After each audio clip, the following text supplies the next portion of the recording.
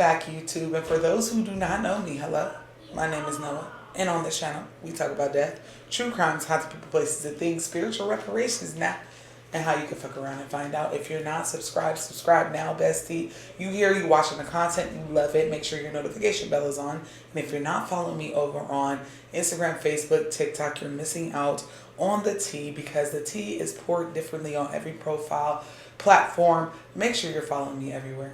On today's episode, we will be exploring spiritual story time. And I know a lot of us are used to story time and it's a mess. Some worldly bullshit that don't even matter. This is coming directly from some of my favorite spiritualists over on TikTok. And not only are they spilling their own tea, they are also giving us learning experiences where if for some reason we may be spiritually in danger or somebody's spiritually bypassing, they give us the remedy and they teach us how to not let that happen. All right. Now I'm trying to get y'all ready for tarot and tea. And if you have spiritual tea, whether you turn somebody into a possum, frog, or a raccoon, I want to hear it. If you have a paranormal story, I want to hear it. If you put a love spell on someone or someone put a love spell on you, I want to hear it. I'm leaving the voicemail number down below. I don't care how many parts it may take.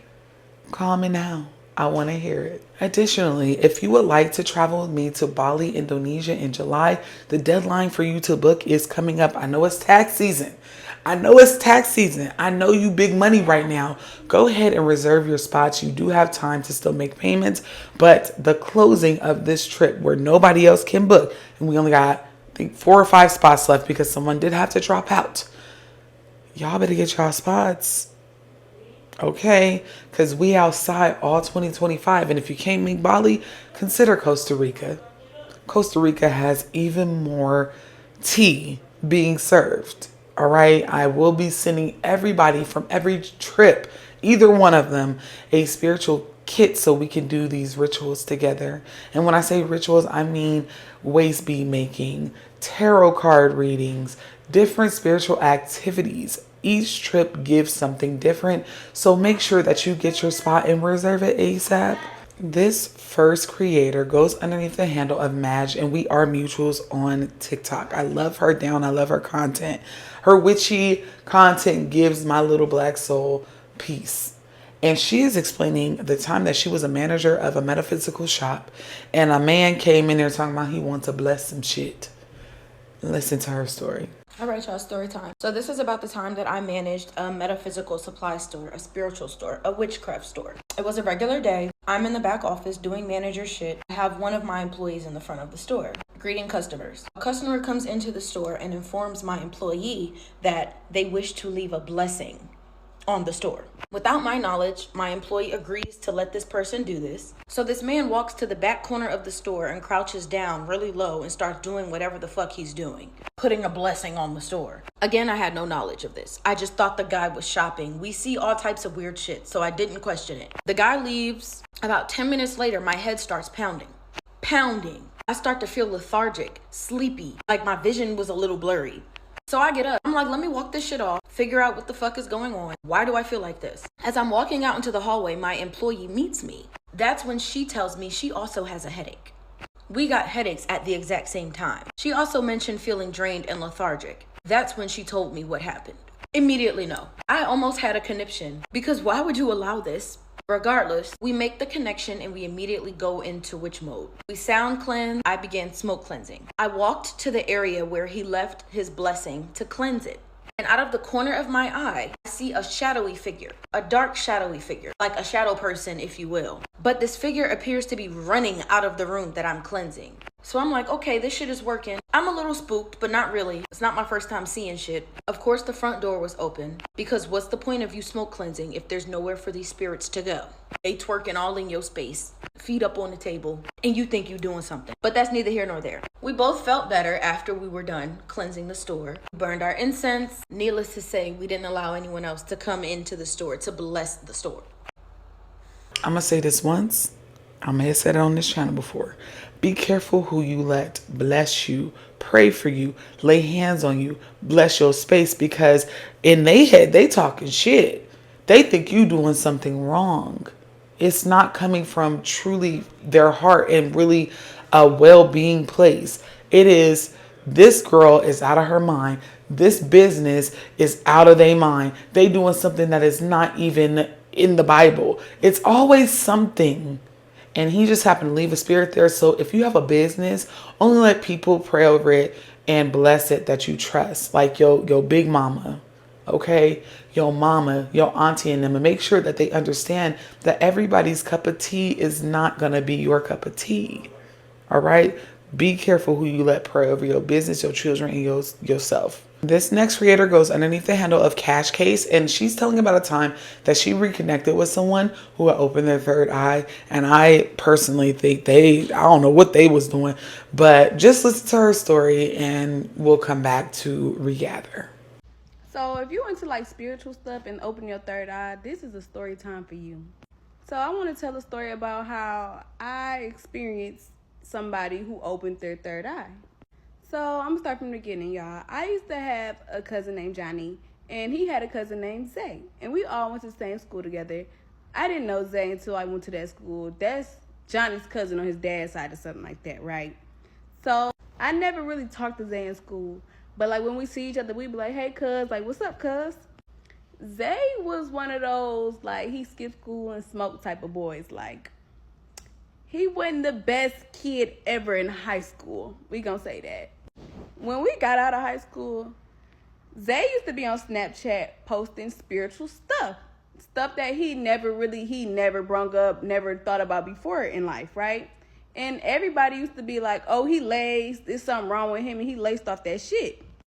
This one day, me and my friend was smoking in the car, and we were talking about how mermaids were real and how we believe in that stuff, and we be talking about planets and stuff like that. Like, we be talking about space a lot. Like, me and my friend like to talk about stuff like that. And while in the midst of us talking, I'm like, "Oh yeah, let me add my cousin Zay in here, because like I be seeing his story and he into stuff like that obviously now. So let's add him and see what his opinion is on mermaids." Mind y'all, I hit Zay up out the blue. I have not talked to him since high school. So I just hit him up like, "Hey, what you on? Like, FaceTime me, right?" And he did indeed FaceTime us. And we're on the phone talking to him, and we're talking about mermaids, but he's getting to telling us how he opened his third eye and how he can do this, and that with his mind, right? Me and my friend like, well, we got to see that in person. Like, we got to see you move something with your head in person, baby. Let's link up tomorrow and smoke. We link up with him. So we're in the car. We're in his car. He's in the driver's seat. My friend Nell is in the passenger seat. My friend Mari is in the seat behind him. And then it's me sitting in the seat behind the passenger seat, right? He's telling us everything he was saying on FaceTime about all the things he can do, and telling us about opening your third eye and how you do it. It was just a lot of stuff. He was telling us about it, right? And in the midst of that, it's like later on in the conversation, like we're literally just in the car vibing, right? Out of nowhere, y'all, he turns around and he's staring at my leg, right? He's just staring. And out of nowhere, my leg just start burning, right? So I'm rubbing my leg. I'm just rubbing it. I'm like, damn, why the fuck is my leg so hot right now? Like, I'm not feeling this but this leg. And I see him staring at my leg, but I'm in my head like, Casey, you tripping. Like, it's no way this man is making your leg burn. Like, it's no way, right? Y'all, we lock eyes, right? And he just bust out laughing. So he's watching me rub my leg. He's watching me. He knows what he's doing to me. He knows what he's doing. So that's why he bust out laughing. I'm like, "Is that you making my leg burn?" He's like, "Yeah, I told you I can do that." My friend that's sitting next to me in the backseat, she like, "I knew I wasn't tripping, because when he touched my leg, I felt the shock go through my leg." After that, I'm like, all right, I'm ready to go. Like, this shit is getting weird. Then, y'all, my friend texts my phone. Mind you, the friend that's sitting behind him, right? She texts my phone and says, "He's so crazy." Y'all, when she texts that, he said out loud, he said, "Stop calling me crazy, Kamari."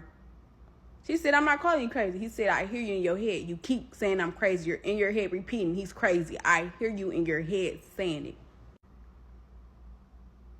How the fuck you know this bitch just like, how the fuck you know that shit? Y'all, the rest of that night, I had my head on the window thinking in my head, don't think. Not gonna lie, that night scared the living shit out of me. I couldn't even sleep that night. I was so motherfucking scared to go to bed. Yep, and we did keep hanging with him though. We did. So the next time we link, right, we're at my cousin Johnny's house. And it's the same friends who was in the car and another friend, right? And he has his little brother with him this time. His little brother is spiritual too. He opened his third eye also.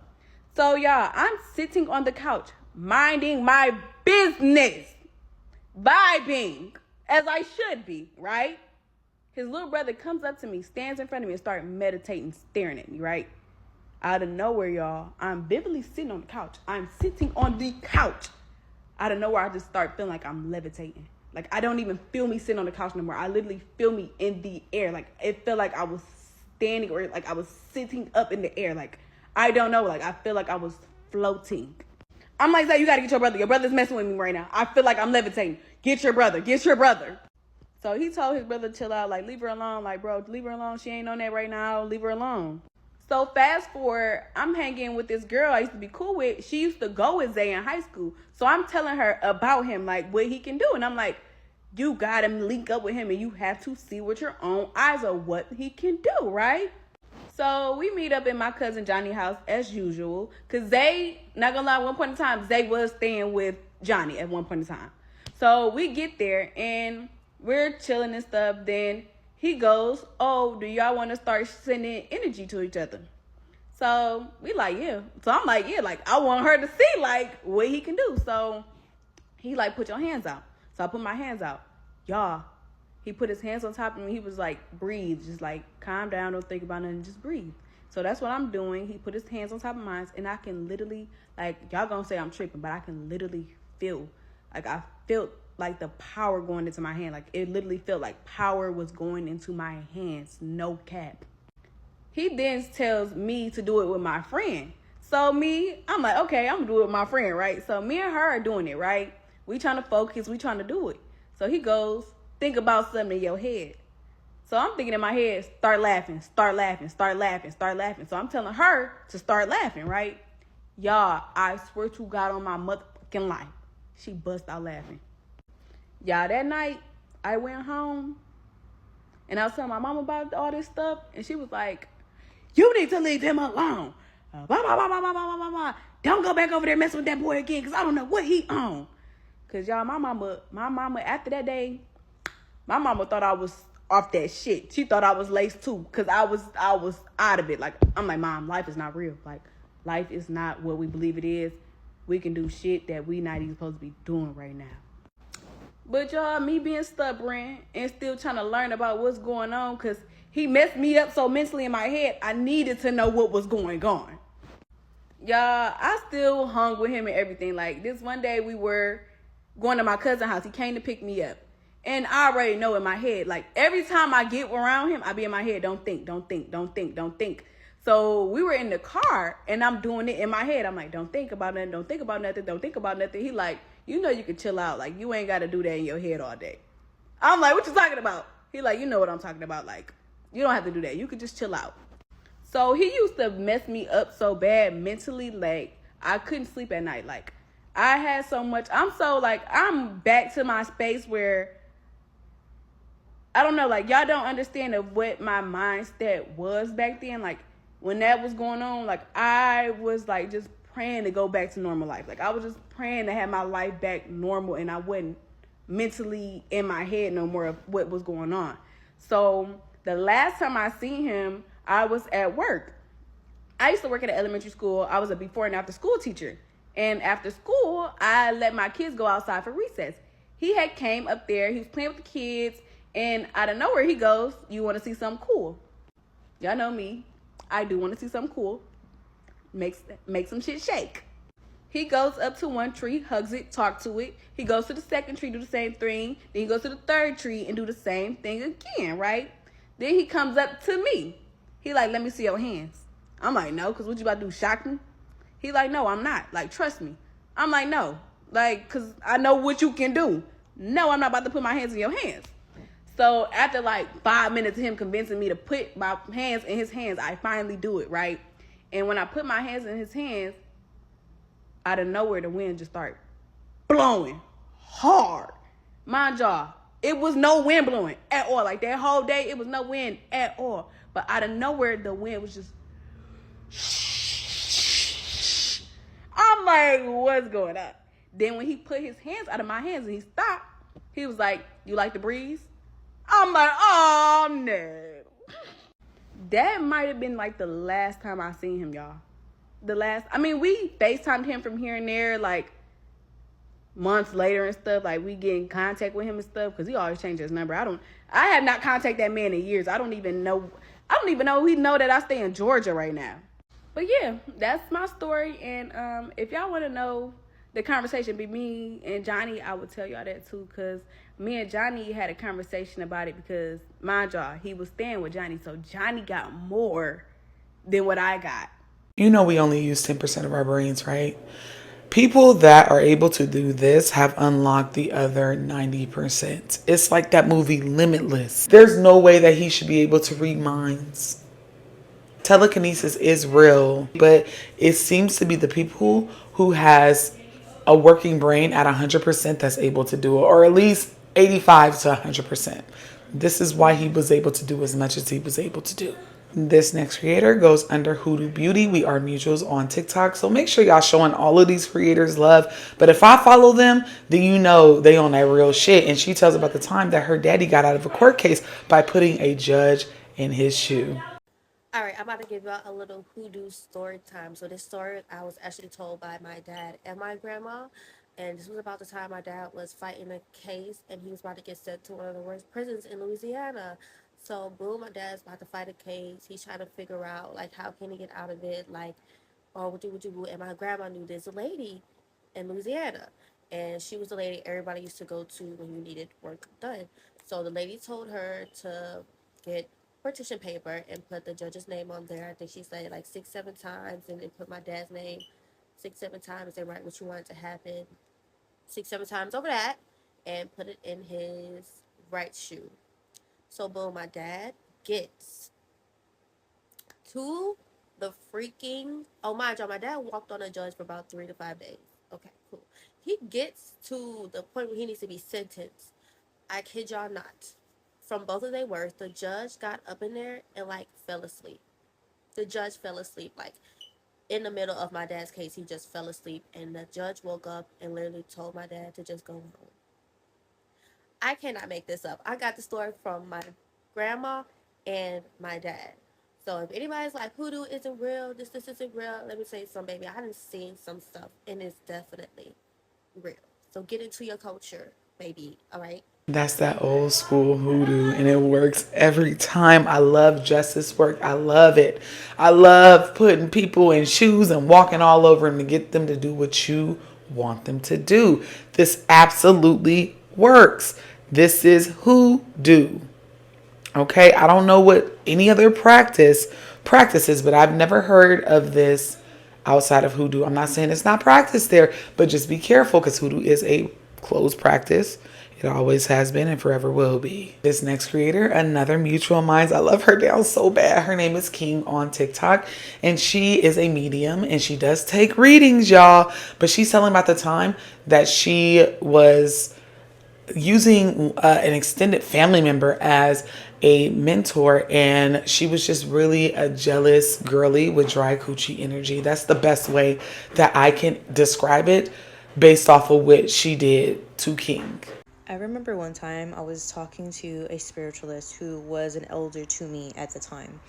And I was telling her, like, hey, I think I'm a medium. I think I'm clairvoyant. Like, my dad had this conversation with me. You guys know the story of, like, all the things that happened in my life. And I wanted to get a little bit deeper because I always felt like the more I ran away from spirituality or the paranormal, the spirits, the more it would chase after me. Like, the more spiritual things that would happen, the more I tried to walk away, the more I immersed myself in it in some way, shape, or form.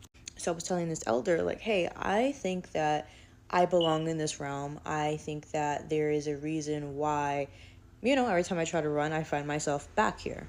And I remember this elder kind of looked at me, laughed me off, like, hee hee ha ha, that's so funny. And then just went about their day. And I was like, that was odd. Okay, whatever. She ends up inviting me to her house eventually, and I would go like, I don't know, once a week just to hang out, chill, whatever, right? But this time I was in her house and I just felt really uneasy. My legs like started getting numb. It was just like a lot of weird things were going on. So she was like, oh my God, I know exactly what is happening. I know exactly what's going on. The spirits, like, they clearly want me to clean the altar and you're going to help me. And I said, what? She's like, yeah, like we're going to clean the altar and then we'll do like a little mini like misa. And I was like, okay.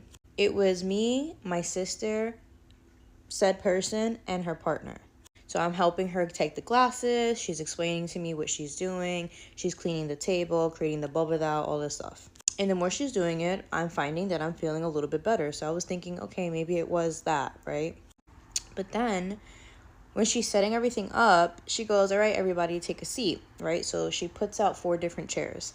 But one chair she puts next to the altar. And I don't know what possessed me to sit like right there on that chair, but I did. And she smirked at me.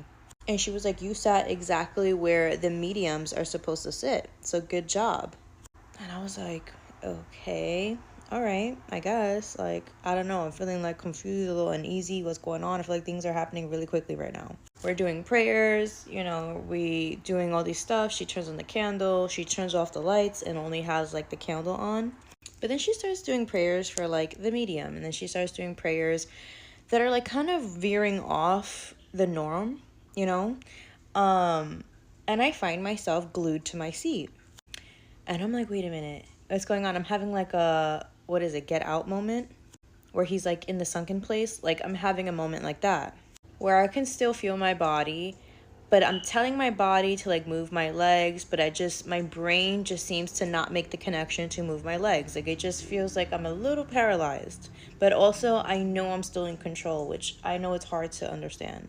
And I start looking around and I feel very confused because everybody's faces around me is like, but I'm like, what? Like, what's like internally, I'm like, what? But I feel myself not being able to emote. So I'm like, the fuck is going on right now?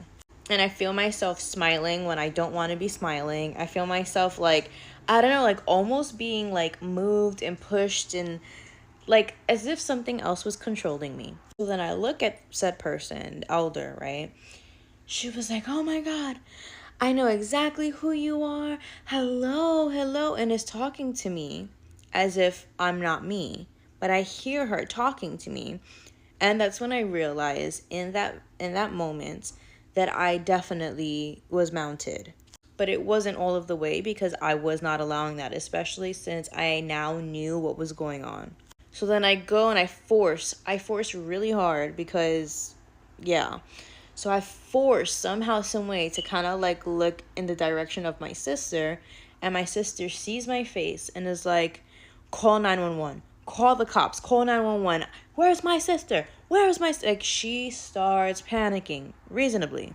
While the other 2 are just in awe and they're crying and they're like, oh my God, I guess. Okay, so long story short, she had called down a past loved one, a dead loved one of hers that she wanted to bring connections with and didn't tell me that she was going to mount me in that process to prove to me and to her, like, look, you see, you're not a medium because I opened up, I put you in the portal and but it turned out to be that I was correct and I was a medium and I was able to bridge this connection. So she was kind of crying out of happiness, crying out of jealousy. And at this point, this was the turning point for everything because this is where the animosity between me and this person began. She hated me after this for multiple different reasons. And she was initiated into certain practices. And at that same moment, right, after I pushed this energy out of my space, out of my body, I was literally seconds, but it felt like hours. I literally saw something in the corner of my eye. So as I'm like regaining my consciousness, you know what I'm saying? And I come back, she's like, what are you looking at? What are you looking at? Like now she's intrigued. Now she wants to know more of what I mean when I say medium, because now she believes me. And I'm like, yeah, I'm seeing this entity, right? Or this energy in your house. And I described them to a T of who I'm seeing and where they're by. Her face was ghost. She was a ghost. She was like, wait, what? Who did you just see? And I'm like, I don't know. I'm seeing this energy, looks like this, looks like that. And she was like, turns out who I was seeing was one of the energies that had her head. So imagine how spooked she really was, because now she's like, okay, this bitch knows nothing about nothing. Like, she's just starting to like embrace who she is. I put her in this thing and somebody came down. Now she's seeing like my spiritual parents. Like, what the fuck? So now she's like really upset with me, but not because of I did anything wrong. She's upset that I was telling the truth the whole time. And she's been practicing for years and years and years and years. And she has never been able to garner or harness the amount of, I don't know, power, I don't like the way that sounds, but power, strength, in order to see past the veil.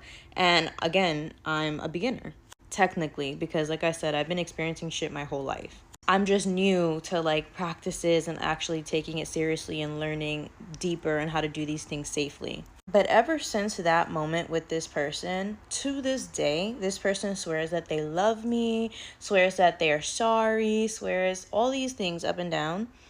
But you can just tell that they do not like me and that they want to be me. So be very careful who you decide to do spiritual things with. Be very careful who you sit in misa with. Just be very, very fucking careful. Because jealousy and spirituality, especially if you know what to do and how to do it, can be a very toxic combination. Just bad energy, just bad Iwa Pele. Like, why would you ever have a spirit mount her without her permission? A lot of people be breaking spiritual laws. Like, why would you ever do that? And luckily, she was strong enough to ward off that spirit. But y'all got to be careful who y'all calling mentors. And she learned that she said she don't have nothing to do with her anymore. I had to learn the same thing, calling somebody my mentor. And they was teaching me shit that I knew wasn't right. And it's safe to say, I don't have contact with that person anymore. This next creator goes underneath Milan Alora. And I'm sorry if I said Milan, the first part, wrong. But she's telling about the time where she jumped dimensions, and her dimension that she jumped in was vastly different than the dimension she was actually in. This dimension. I just feel like talking today. So, story time. I'm going to tell y'all about the time I jumped dimensions. But it's like, I know there's other story times like this one here, but not like this one. So basically, I was doing this meditation specifically to jump dimensions. I can link it if y'all care. But yeah, I was doing this meditation, and during the meditation, my body started vibrating. Like, and then I got really lightweight, and everything around me turned white. And I had my eyes closed, but it was like the room was filling with white light, and I refused to open my eyes because I was vibrating, and I was kind of scared. Like, it honestly was not the most pleasant experience, but I don't really get experiences with meditation often, so I didn't want to stop because I knew I was about to achieve something. And the guy ended the meditation, and he said to open your eyes and realize now that you are in a different dimension and to act accordingly. So I'm like, bet that. First thing I do, I go to the mirror to see if I have a fat ass. And I didn't. So automatically I'm thinking this is fake. So I go to sleep as normal. I go to class the next day. And when I walk into the class, these girls I had never really talked to before were like, come here. So I'm like, okay. So I sit with them. They're like, hey, girl, just like talking to me like they talk to me every day. I had never talked to these girls before. And I'm thinking like, why are they being so nice to me? So then after the class, I'm walking away and doing my own thing like I usually do. And they call me again like, why are you walking away from us? Like, you usually sit with us in the caf.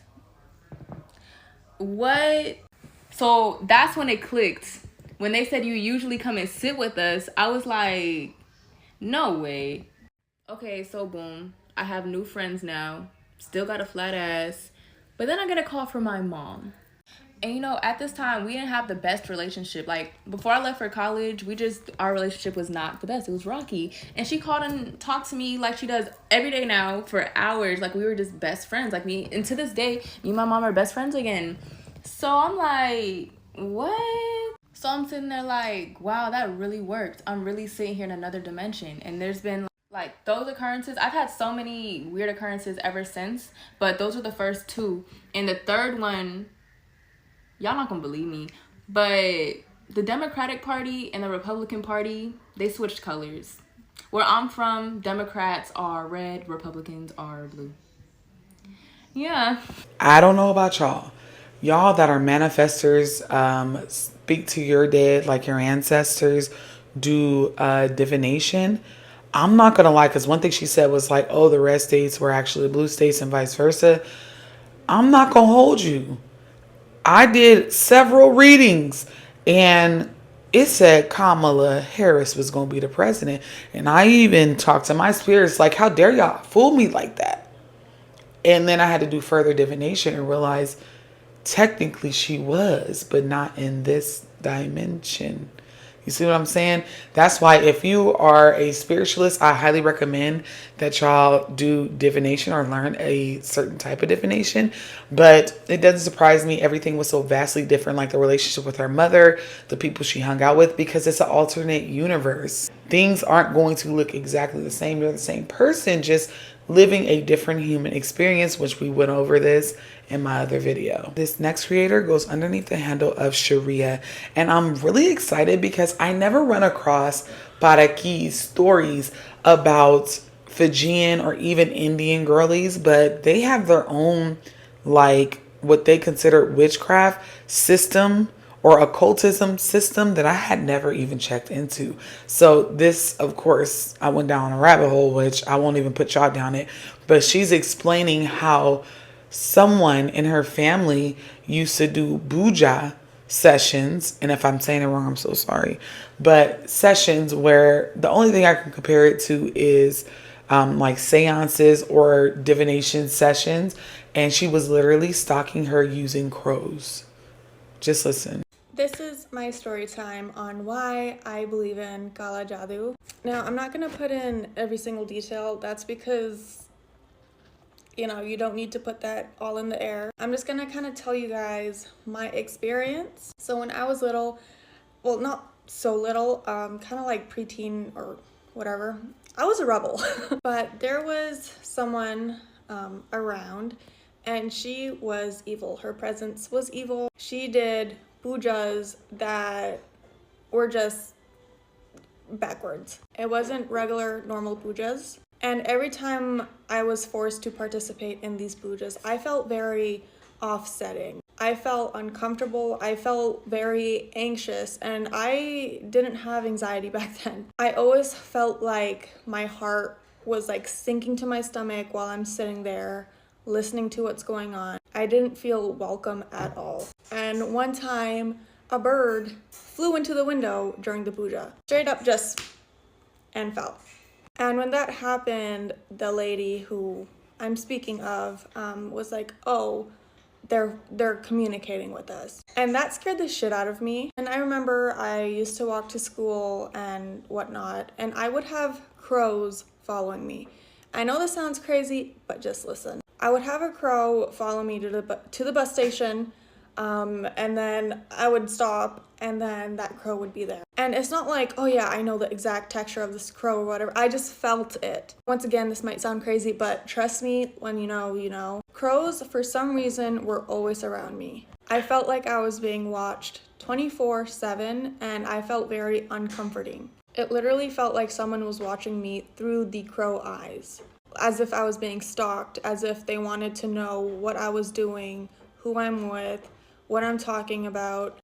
That gut feeling is not good. Like, I always felt paranoid. When I would leave school, I would look around for these crows, and I would always see them. When I'm walking, they would hop pole to pole, you know, following me. They would watch me enter the house, exit the house. They were always around where I was.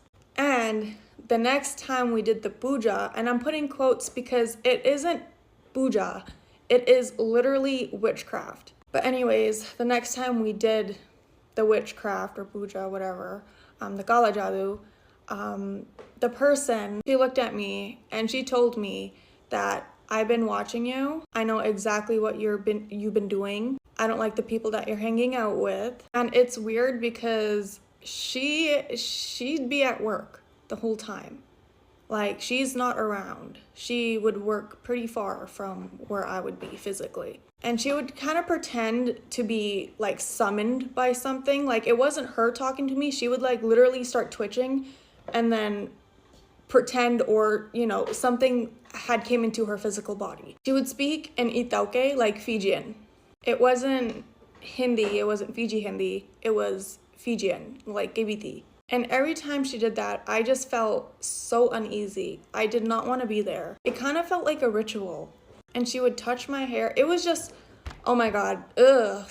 Ever since I disconnected myself from these people, I haven't had, like, the amount of crows that I used to see, I barely see crows. I do not feel anxious. I don't have these problems that I used to. It's almost like my personality was being drained at the time. Like, I didn't know who I was. I felt like I was being watched all the time, whether I'm sleeping, whether I'm up, whether, like, whatever it was. And I would tell my grandma about it. I'd tell my Aji about it, and she would be like, yeah, trust me, like, we've been knowing this.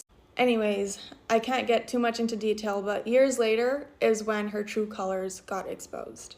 And people refused to have her in their homes. People refused to have communication with her. She is now balding. If you're an evil person, it will catch up to you physically. Now, she always had, you know, bad thoughts regarding me and my mother. She wanted me and my mother to have a downfall. She prayed the worst for us. And I would have nightmares, and it felt so real. It wasn't even like a dream. It was kind of like a vision almost, like a manifestation almost, when I just have my eyes closed, of her doing things at a different location and sending those, you know, prayers to people. Like as if she's a witch trying to target people through evil spirits. And this is just like, you always have to trust your gut. Like I was forced to be a part of this. I wasn't willingly wanting to. And I am so glad that I am as far as fuck as I can be from these people. Because I promise you, I wouldn't be the same person I am today if I stuck around. I am a very spiritual person. I am Hindu or a Sanatani. I do my pujas, you know, and I know what I'm talking about. I know things ins and outs. I know how backward people can be. I know that you have to protect yourself, your spiritual self as well. A lot of people don't believe in energy, but it's very real. And once you start to acknowledge it, it's gonna always be there. Anyways, that's just my little story time.